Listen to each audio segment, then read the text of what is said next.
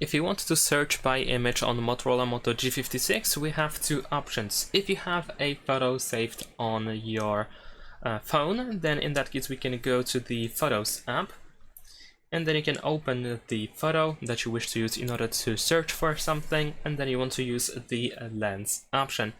In this case, you should be able to immediately search for Google results. You can of course adjust the selected area, as you can see over here, and then we have search results. Now, in addition to that, you can also use circle to search.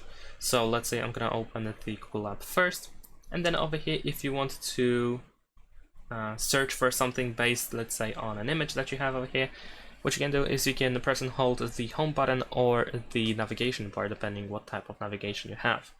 After a couple of seconds, you should be able to see this Google screen, so you can either draw a circle, draw around the object that you are looking for, like this, in order to also get Google search results, or you can just simply tap on the object, like this.